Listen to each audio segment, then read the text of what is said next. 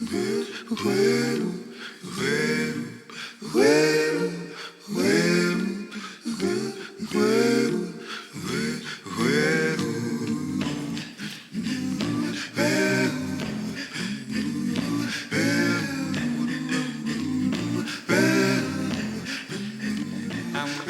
is an interview with Miriam McClendon for the Birmingham Civil Rights Institute's Oral History Project. I'm Dr. Horace Huntley. We're at Miles College, November 8th, 1995. Thank you, Ms. McClendon, for coming in and taking your time out of your busy schedule to sit with us today. Thank you very much for inviting me. I'd like to just start by asking some general questions about your background. Were your parents from Birmingham? Yes. Both were here in Birmingham. Where were their parents from? What part of the state? Were they from Alabama? Or? They were from Alabama, from down in the Black Belt. Mm-hmm. What county? Do you know what county? I'm not sure which county, but my father's parents and grandparents are from a town a few miles north and west of Montgomery. Okay. That's not Prattville. Not Prattville. I think maybe a little further west than Prattville. Again, and you can give me 30 lashes with a wet noodle. I should know this, but I just know the general area that they came from. Now, your mother, was her family from Jefferson County? No, her family originally was from an area not too far removed from my father's area. Okay. And as a matter of fact, they grew up together. They went to the same schools and, fell in love in high school. And, to hear him tell it, they fell in love in grammar school. And he knew when he first laid eyes on her that was eventually going to be his wife. Yeah. And she didn't know that he existed, right, until later on. Well, I think he caught her eye fairly early on. Okay. I said that because that's what my wife says. She said we started to date in the 11th grade or something, but I recognized her in the 8th grade. Oh, she didn't know that I was there until 11th grade. Now, you were born in Birmingham. That's correct. Okay. I was born in Jefferson County. How many brothers and sisters do you have? There are 7 living brothers and sisters. There were originally 9 of us. The eldest died in infancy, and so there are 8 remaining. And where do you fit in this? I'm number 3 of the remaining children, yes. Okay, so you were nearly the baby, one of those latter ones that you're number 3 number 3 from the top. You did the babysitting there. The diaper washing, the cooking, the cleaning, the whole 9 yards. Tell me about your parents' education. How much schooling did they have? My father graduated high school and he went to trade school and he majored in tailoring. My mother eventually graduated high school, but she didn't do that until after she was grown and after, of course, we had all come on the scene. She dropped out of high school and got married and started raising a family. Did he go to Parker or to Powderly? He went to Powderly. Okay. And she went to Powderly. Okay. That's a question because many people really are not aware that there was a Powderly High School. Really? Oh, yes. Yes, and the only thing here was Parker, and then they talk about Rosedale, of course. But yes, that was a Powderly High School. Absolutely, and they have their high school reunions every year. Every year. In fact, they're trying to get you guys from Winona to join them. Right. They say you won't be able to vote, but you can join them. Well, no, we'll have to talk about that one. We're there. We want representation. That's right. Where did you start first grade? Ishkuta Elementary School. It went from the 1st through the 3rd grades. It was a 3-room school right in the middle of the larger Ishkuta community. And Ishkuta was a mining community, exactly. Right, yeah. There were, all of the different communities had numbers, number 9, number 11, and And I remembered the number of our community until you asked me that question. I was about to, I think we were number 9, but I'd have to talk to my mom to verify that. Yeah, I think so, because Winona was 11 and 12, I believe. I remember those. We were from the same area, Right, same right. general area anyway. And you went from 1st to 3rd at his school, and then where did you go? Then I went to Powderly for a year, and then I transferred to Winona Elementary for 1 year. I went there for the 5th grade, and I found out that we couldn't return. I lived closer to Powderly Elementary, so that's where I had to go, much to my chagrin. But I finished, I went from the 6th through the 8th grades at Powderly Elementary. And then you went back to Winona? I went to Winona High, that's correct, in the 9th grade. Okay. What do you remember about your elementary school days? Is there anything that stands out in your memory about those times? I loved school early on. I had a passion for learning, and I was an avid reader. And the one thing that I remember, I think, is the fact that at some point I lost that love, that intense passion for school, not for learning, but for the structure. Why do you think you lost that? And at that age, in the elementary school level, you mean? In elementary school. Why? I didn't like the teaching methods. I had a peculiar way of learning, and I didn't think the instructors were able to make the material interesting enough for me. If we were assigned a reading selection, for example, I would read it and then go to class, and it wouldn't really be discussed to my satisfaction. So as a result, I ended up doing a lot of my reading outside of the classroom, and I would try to talk to classmates or my brothers and sisters about it, but of course, they hadn't read it. They couldn't really discuss it with me. I think there really wasn't enough time to thoroughly digest the material and to thoroughly discuss it. And I think, again, when I started taking math,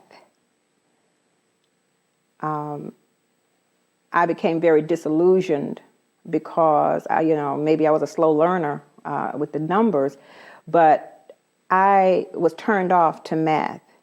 First of all, the students, scared the heck out of me, saying that, math is hard. And then the instructor didn't make it any better. She didn't take the time to really explain it. She just whizzed through it.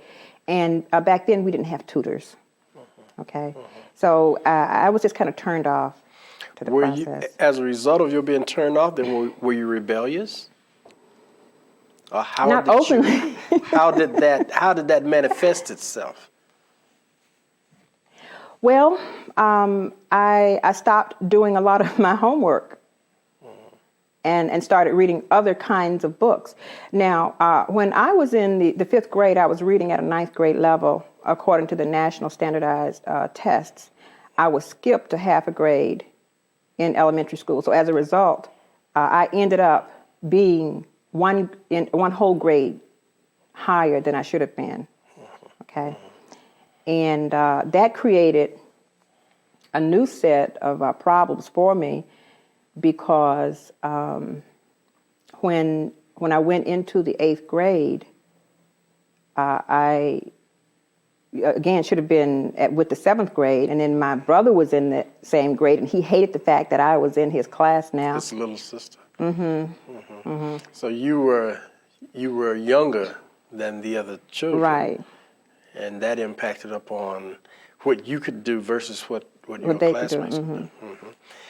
At Winona High School, you were there for 4 years.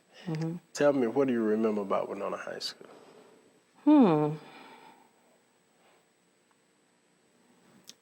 I remember being very shy, and I had a sister who preceded me, and I was sort of in her shadow. Cassandra, that's right. And everybody, she was very popular. She had this beautiful singing voice and this very open personality.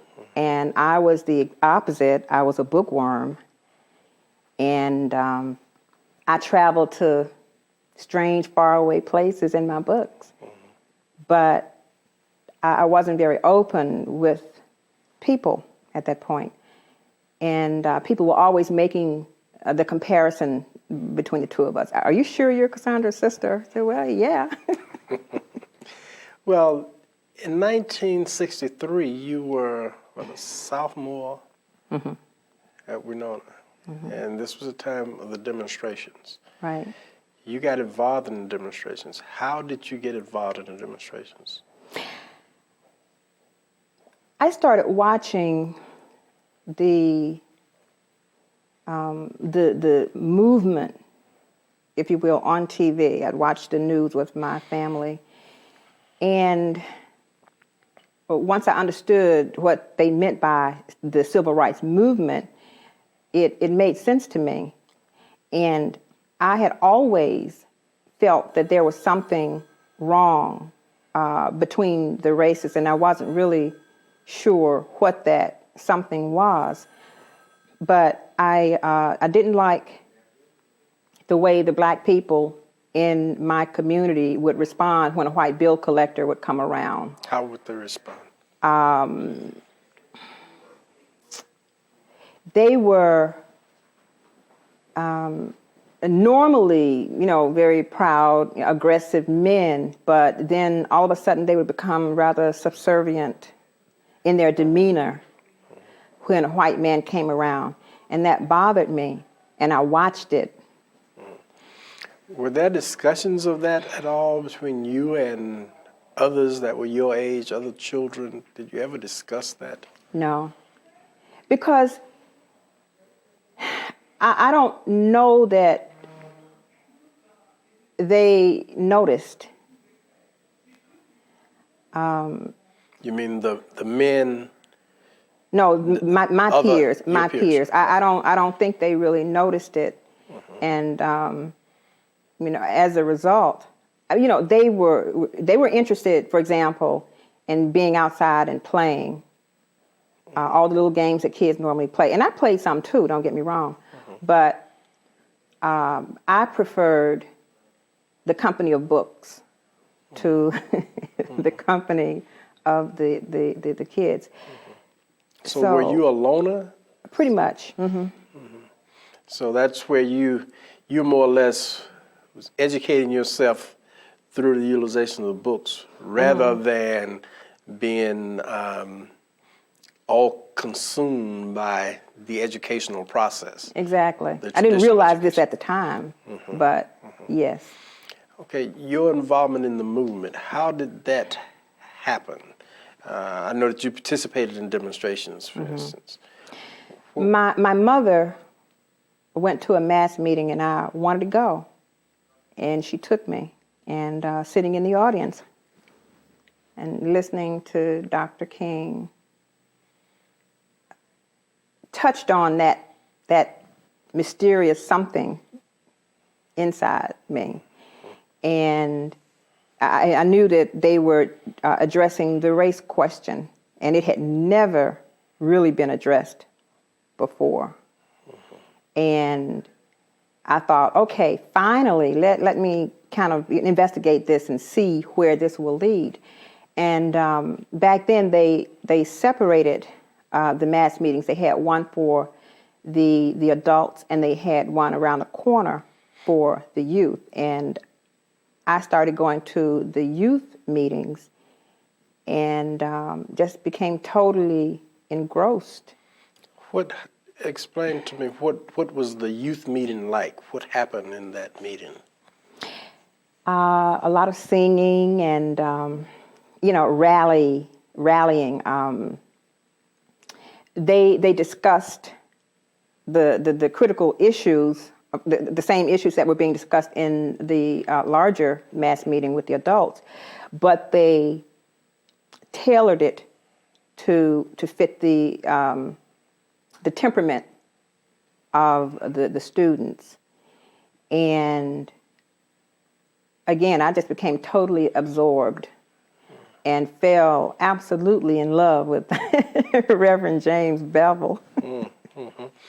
Was Bevel one of those that sort of instructed the youth at that time? Yes. Were there others that you remember who was just as actively involved as Bevel? I remember, let's see, there were always people coming in and out. I remember Carlton Reese, he was there, playing away at the piano and leading us through song. And what's his name? I'm drawing a blank now, I think, because you're asking me. But there were other individuals who were very actively involved in that process. Who were there, on a weekly basis. Right. Who were kind of on the front line, the foot soldiers. Right. Tommy Wren was one of them. There were others also. But in that first week of May in 1963 is when the students actually got, really consumed with the movement, and they sort of thrust ahead and saved the movement, in effect.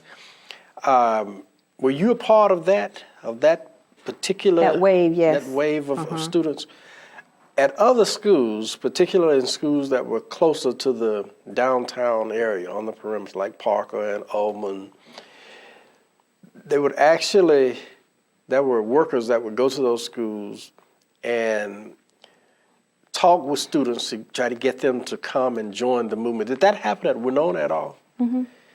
Yeah, but now there were a number of us who already were involved in the movement, again, through the mass meetings. We knew they were coming to our school because they told us. Okay. And they said, we want you to walk out and go with us downtown because we're trying to make a statement. We want to send a message. And, I heard them, and it didn't really sink into me what they were actually saying until I saw some of the guys walking up and down the hallways, calling the students to come out inside the school. Oh yes, they were walking up and down the hallways, beckoning. And I looked out there and I saw them and I said, oh, okay, well, now's the time. You responded to that Immediately. Were there others that responded as well? Yes, there were a number of us who just got up, walked out of class, and we walked. You walked from Winona? From Winona High School to downtown Birmingham to Kelly Ingram Park, yes. That's about 7-8 mile walk. That's right. We walked and we sang and chanted, and in retrospect, if I think about it now, and if I were to really stop and think about it, I say, wow, that's a long way. But back then we were young. I was 13, 14 years old, and I walked long distances anyway. I mean, I would walk from Ishkuda to Cairo Church of Christ to revival meetings. Which is probably 3-4 miles itself. Right, so I was used, back then we all walked a lot. Right. Do you remember when you walked that distance, did you walk it more than once? Or was it just this particular day? Because at other times I know students, they would leave school the first day, and then rather than going to school the other days, they would leave home and go to the church or downtown to the movement. Is that the way that it happened with you all? I only, and I think this would be true for most of the other students as well, we only made that long walk that one time, okay? because again, we were trying to make that statement. So we walked from Winona to downtown Birmingham, and that was the same day that I got arrested. And when I say that I hadn't really given any thought to it prior to that, I'm very serious because I had not asked my parents' permission. I really did not know that I would end up in jail that day. I thought I would walk downtown and march and picket and rally, the same kinds of things that I had done many times in the past, and then go home. Be home by 3:30, 4 o'clock. Right. No one being the wiser. What were the circumstances of your arrest? When we got to Kelly Ingram Park, we were split up in different groups, and each group had an assigned area. And my group's assigned area was the Atlantic Mills thrift store. Was that on 8th Avenue? Mm-hmm. And my parents, of course, shopped there. We had this big family, and how difficult it was to feed and clothe everybody in those days. So I was familiar with the store, and the specific reason that we were picketing Atlantic Mills was because they had no black sales clerks, no black managers. We couldn't drink at the fountains. We couldn't use the bathrooms other than the one designated for colored. And that didn't make sense to me because if not the majority, a large portion of their clientele was black. And I thought it only made sense that we should be employed there if we were going to spend our dollars there. So we went there to picket the store. And upon arrival, what happened? The store manager came out. We had our signs, and we had formed our little circle, and we started marching and singing. And he came out, and he demanded that we stop, and of course we kept going. And he kind of stepped almost directly in front of me, and in order to avoid colliding with him, I said, well, let me stop and see what he has to say. So he proceeded to tell us that if we did not leave the premises immediately, he would call the police and have us arrested. And, I'm standing there. There was no leader of that group, right? So I didn't designate myself leader or anything. He just happened to stop in front of me. And I had to decide then and there for myself whether or not to walk away or to continue marching. So I just stepped around him and continued marching and singing, and everybody else did the same thing. And how many people? About 20, I would say, between 20 and 25. How many people were accompanied you from Winona downtown, approximately? Well in excess of 100. Is that right? Mm-hmm. So it was a big group. And it was a sort of a festive occasion then for kids. Yes. That's interesting because I've heard of individuals walking from Fairfield downtown, but actually Fairfield is not quite as far as Winona. But the walk from Winona seemed to be quite significant because it has been stated that there were not many people involved from that area. Not true. Not true. How many people, when you continued to march then at Atlantic Mills, the manager eventually did call the police. And he immediately called the police. And you were arrested. Yes. Was everyone arrested? Everyone. And tell me about that experience. What it was like when you were arrested. What happened? Well, the police car seemed to materialize almost immediately, but I imagine maybe 3 to 5 minutes passed. But they apparently were nearby because of the climate. They knew things were happening. And they shot down there, and I think 2 or 3 paddy wagons pulled up and loaded us. We were loaded in the back of the paddy wagons, and we were driven to 6th Avenue jail. South side. On the south side. And processed. They took our fingerprints, they took our photographs and background information. And again, it still had not sunk in to me that I wasn't going to go home until after the processing, they put us back in either a paddy wagon or a bus, and I'm not exactly sure which, but we were transported.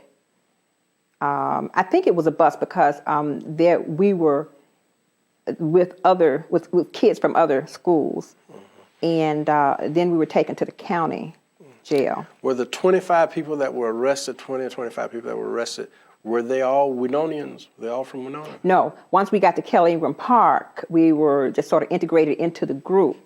Okay. So there were some Winonians there, but many of them were just people I didn't know. So after you then were transported to the county, how long did you remain? About 3 days at the county. And 3 to 4 days. I'm not very clear. Right. But then we were transported to the fairgrounds, Fair Park Arena. And how long did you remain there? Several days? What do you remember about the experience of being incarcerated? The most vivid memory that I have of being incarcerated is the sweat box. That kind of overshadows everything else. What do you mean, the sweat box? The sweat box was a little small room, closet size, and you had to step down into it, just a few inches, not far, and they had water at the bottom of it, and it was like a big steel coffin because the sides were metal and the door was metal. And, this was a place where they took you to punish you. And you were taken there? I mean, did you were punished in yes, there? I was punished because For I what? wasn't a good girl. Well, okay, these are the circumstances leading up to both of my experiences in the sweat box. The first time I was taken to the sweat box was because one of my cellmates was ill and complaining of headache and stomach ache and was just, really balled up and in pain. And I and a couple of other girls in our little cell block called for the warden. And at first she ignored us, and then we took some tin forks or cups and banged them against the jail cell and made a lot of racket. And then she came in and wanted to know why we were calling for her. And we explained that the girl was sick and we wanted to know if we could get some type of medical attention for her. And she laughed and just walked away. And bear in mind that we were young and we not used to this type of treatment. And, here's this girl who obviously is ill. And we were very frightened. So we started banging again. Said, well, wait a minute, did you not hear us? She's sick. Well, then she came and she took all of us but the sick girl to the sweat box. Was this in the city or in the county? This was in the city. The county jail. Okay. Okay, and I don't know how long we were there. Maybe an hour or less. So how many could get in the sweat box itself? Well, I thought only 3 or 4 comfortably, because the first time we were put in there was no one else in there, just the 4 of us. And we just kind of stood around and laughed and told jokes. And when they finally came and let us out, we said, that wasn't so bad. That's all the punishment we're going to get. Well, we'll just keep on banging. And when we got back, they still hadn't done anything for the girl. So we kind of watched her all night in pain. And then that following morning, to add to our punishment, we didn't get, this must have been after dinner, but the following morning, they brought us a little hard biscuit and a fried piece of fatback and some watery syrup. And we looked at it and, this was not fit for human consumption, so we threw our plates against the wall. Now, again, we had been watching TV and, this is what you do in jail, right? So we're acting out what we had seen when an inmate wants to show displeasure. And the girl was still sick. We started banging against the bars again. And this time, when they came and got us and took us to the sweat box, well, they told us, okay, well, now you've done it, you're going to the sweat box. Well, we'd had it the day before, so, we didn't really think that much about it. But when they took us the second time, it was very different. When they opened the door, it was already jam-packed with girls. And then, the heat from the bodies just kind of hit us in the face. And I just stood there, and they said, well, come on, go on in. And I didn't move because, I was about to turn around and say, well, it's already full, it can't hold anymore. And then they pushed us in there. And I was the last one to go in because, I just stood there steadfast. And they finally pushed me in. And, I could feel the bodies being pressed back. And then the warden and one of her assistants had to push the door. They had to use their body weight to close the door. I mean, it was just that packed. And the girls were crying and moaning, and there was absolutely no air. Do you remember how long that lasted? Probably seems like a lifetime, I would assume. Upon being released from that, then is that when you then were taken to the fairground? After coming out of the sweat box after coming out of the sweat box, it was probably the next day that we were transferred to the fairgrounds, because that evening, all of the other girls, the newspaper people were coming to do a story on the kids in jail. So they had to, kind of put on the dog. It was a Sunday, and they gave the girls fried chicken, banana pudding, mashed potatoes and gravy. Now, we were absolutely famished, remember, because, we threw our breakfast up against the wall and had no food in the interim. And, they didn't feed us. And when we questioned it, they brought us the same thing we had for breakfast: the strip of fried fatback, the cold hard biscuit, and the watery syrup. And we just threw a fit, but to no avail. And so we just had to sit there and watch the girls eat and enjoy their feast. And interestingly enough, I couldn't get a single person to share. Is that right? Share. No, they sure wouldn't. Couldn't get a single one to share with us. What do you remember about when you were released from the fairgrounds? Did your parents come? My father came to pick me up, and when I got home, I started talking to my mom, and I said, "Well, weren't you worried about us?" She said, "Well, no, because when you didn't come home, we knew you were in jail." And that surprised me, because I didn't know that my parents knew me well enough to know that if they came to my school, I'd be one of the first to get up and go. But of course, parents always do. And she of course was, she continued to go to the mass meetings, and they were explaining the process to them and explaining to them that they didn't want them to come and bail us right out, that they did want us to stay in jail for a few days.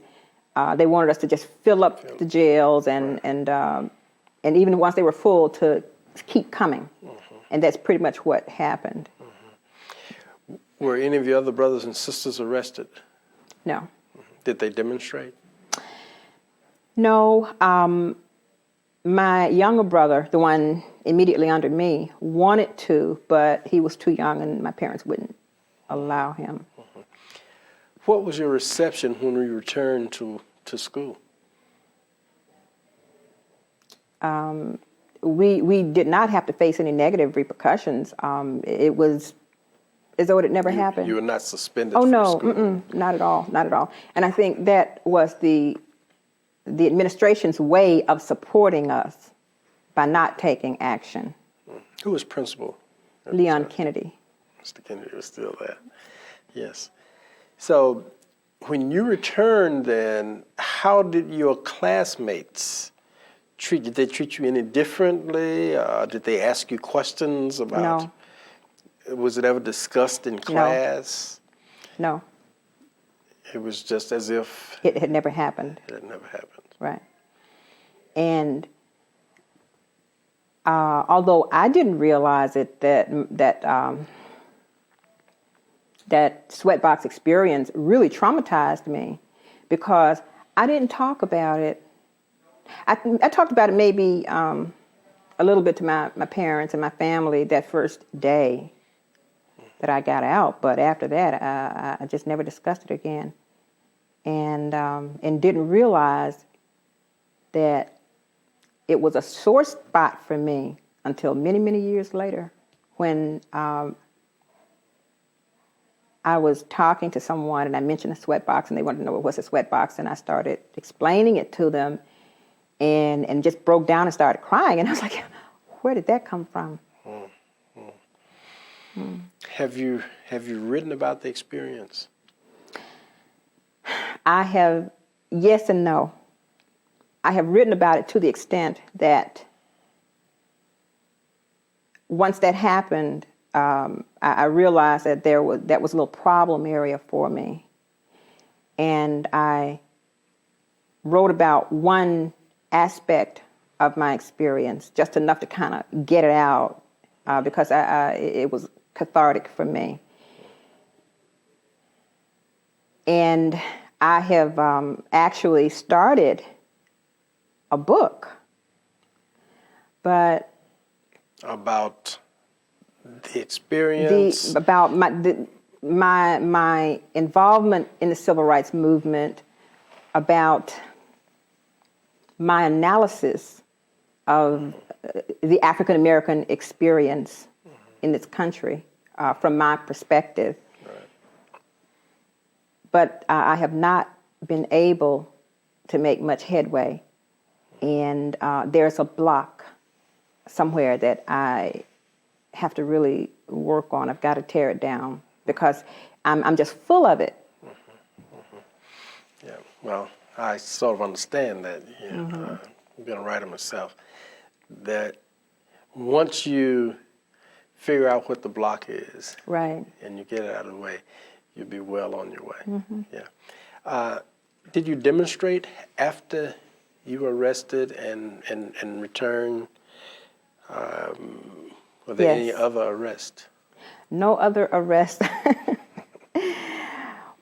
But I continued to picket and demonstrate, and I wore out, I don't know how many pairs of shoes. I was driven. And even after I graduated high school, there wasn't much activism going on at my high school. You know, we went to jail, those of us who walked to downtown Birmingham, and then we came back to school, and it was pretty much business as usual. The real activism didn't start until I attended Miles College.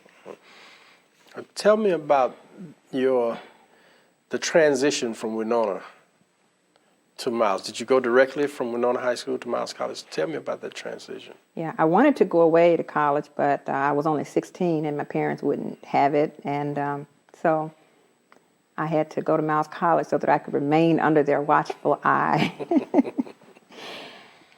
My freshman year, Stokely Carmichael came to Miles College to speak. And that, I think, was my great awakening. Stokely spoke to me. He touched a chord in me that had never been touched before, because he caused me, he was verbalizing many of the ideas and concepts that I felt but had not given expression to. So I think while I enjoyed the civil rights movement and those who were preaching, turn the other cheek and nonviolence as the way, I heard that and I accepted it, but I wanted to try Stokely's way. What did Stokely say? It was more, I think, his rhetoric. He was very forceful, and he was talking about Black power, and he was saying, I'm not interested in sitting next to you at the lunch counter, or necessarily drinking at your water fountain. Let us get our own. We as a Black community should galvanize our strength and unify to build for self. And that made sense to me. What then did you do as a result of being really understanding of what Stokely was suggesting? Well, on campus, I started working with other like-minded individuals, and we had a little underground newspaper. And we would go out into the community and try to register people to vote. We continued doing many of the same kinds of things that were being done through the SCLC, but we also try to raise people's levels of consciousness. And, back then we were very quick to call people Uncle Toms if they didn't do what we wanted them to do, right? So in this little paper, this underground newspaper that we had what we called a Tom of the Week award. So it's right out here at Miles College, too. Tom of the Week award. And those professors, for example, who we felt were impeding the progressive thinking, we honored them with that award, and we put it in the paper. And they didn't know who was publishing the paper, so we could be very, very forthright, and we know exactly what we thought and felt. And after Miles College, what did you do? After Miles College, I moved to Chicago, followed my big sister to the big city. I was just bursting at the seams, ready to get out of Birmingham, and moved up there, and immediately met the man that I married. So then for the next 13 and a half years, I was married and raising a family. And that was the main thing that I did during that time, but not the only thing, because I continued to be active politically, not politically in terms of the Democratic or Republican Party, but politically active in terms of searching out organizations that had what I thought was a progressive agenda. Community kinds of activities. Exactly. Exactly. Grassroots. Right. Well, you were in Chicago then in the 70s. And your children were born there. Right. How did you happen to end up back in Birmingham?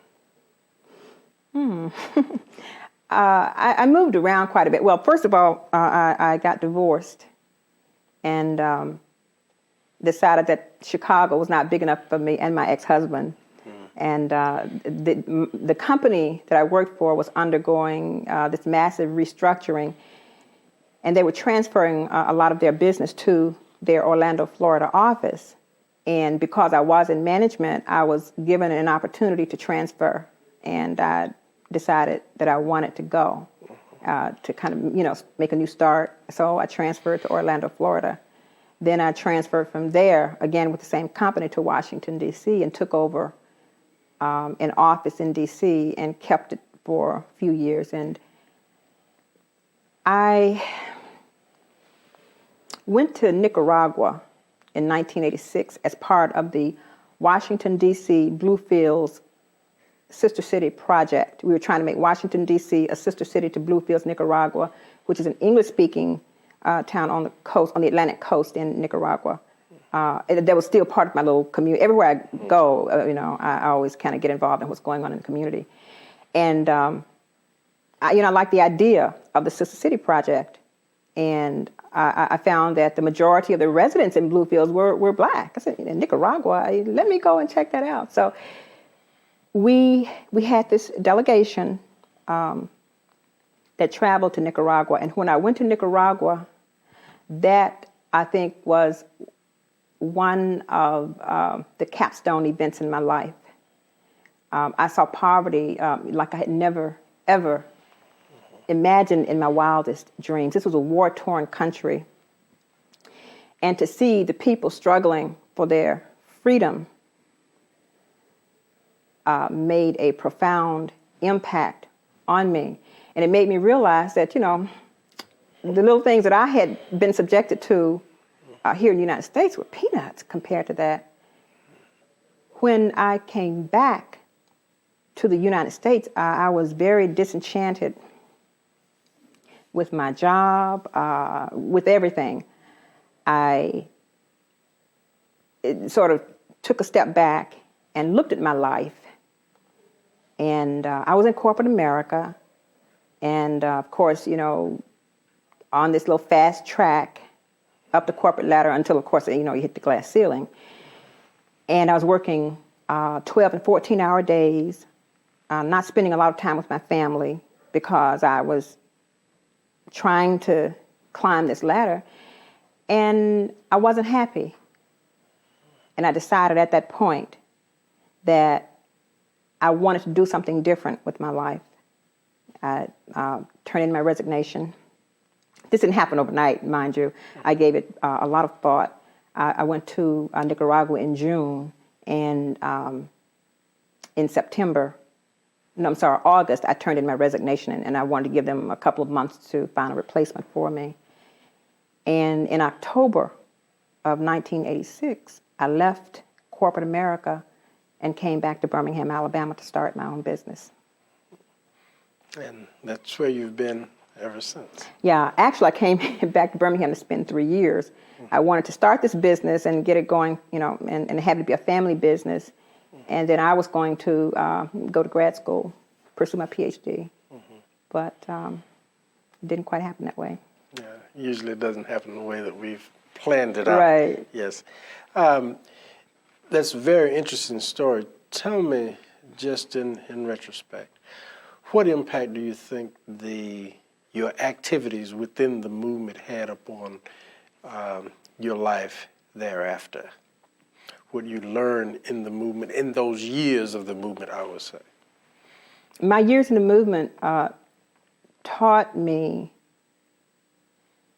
to evaluate and to analyze. They sowed the seeds, I think, laid the groundwork for everything that came after. It allowed me to give expression to my thoughts, and it provided an outlet for me to put those expressions into some type of practical practice. When I was out marching and picketing and demonstrating and going door to door, registering people to vote, that was something that I could actually do. That was something concrete. And I felt that I was making a difference, and that was important to me. And I don't know what direction my life would have taken had I not been involved in the movement. I can't even imagine it because I'm so much of a doer. And it's so important for me to attack injustice wherever I see it, that I guess I would have had to have been a different kind of person to not have been involved in the movement. What business did you establish once you got back to Birmingham? A business called First World Imports. It was an African art and artifacts store.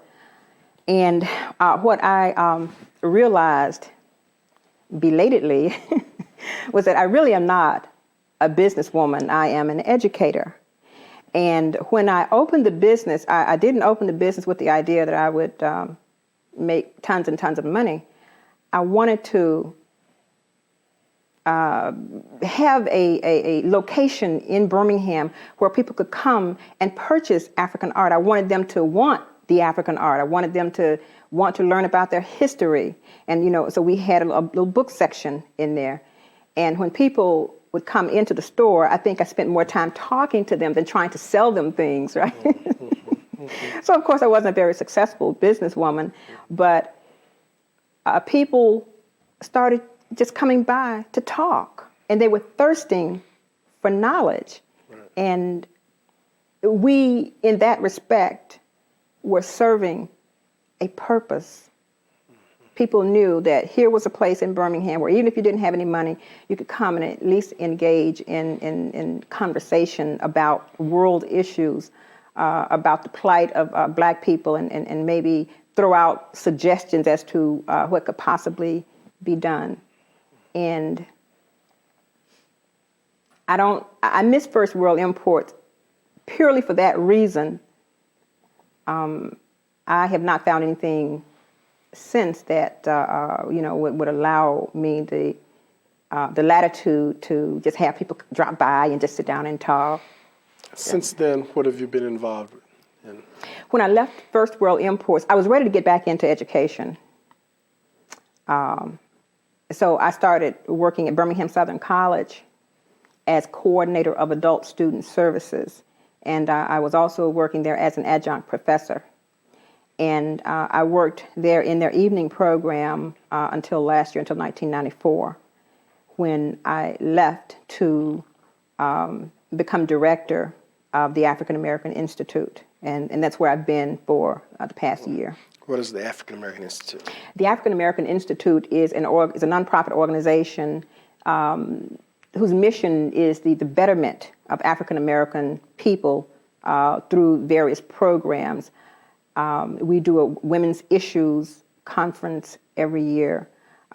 We're doing a youth conference. We do the Magic City Film and Music Festival. This provides a venue through which we can kind of debunk the myth of Hollywood and bring some of the people that they see on TV and at the movies right here to Birmingham. They can touch them, they can shake their hand, they can talk to them. And if they're interested in entering the entertainment industry, find out the nuts and bolts of how that can be accomplished. One of the projects that I'm working on right now is called a Gallery of Distinction, whereby we're collecting photographs and paintings and prints of prominent African Americans from the state of Alabama who have made significant contributions in their respective fields. We want to have a gallery of these people who have had a positive impact on the growth and development of the state. And we'll have a blurb about that person and, why they are important, why they're part of the gallery. For example, Congressman Hilliard is not the first elected congressman in the state of Alabama. A lot of kids don't know that. Sure. He's the first one in 100 years. Mm-hmm.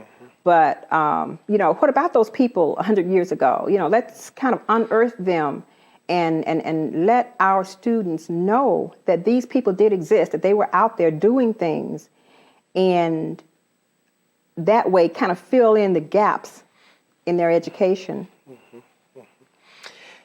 Is there anything else that you would just like to share with anyone who would view this tape as it relates to you, Birmingham, your careers? Something that you may just want to say to people. This is your opportunity to say whatever you want to say. in that regard. Okay. Anything that we have not covered that you would like to just mention? When I thought about coming back to Birmingham, I was very apprehensive because I remembered the climate that existed when I left. And Birmingham, from a progressive standpoint, is a bit behind some of your major metropolitan cities. And, of course, I've been in D.C. and spent a lot of time in New York. And I wondered how I would fare back in Birmingham. And when I came back to Birmingham, I realized that I couldn't run away, that my fight had started here. And while it may not end here, at least I have to, give it the old college try. Birmingham is a hard nut to crack because many people have a certain mindset. They're comfortable. They've reached a comfort level, and they don't want to upset the apple cart. Therefore, they don't want to raise the hard issues, but the hard issues must be raised if we are going to break the mental shackles that are still very much entrenched in us. And I guess the last thing I would like to leave with everyone is that the struggle continues. Thank you. Thank you for having me. Well,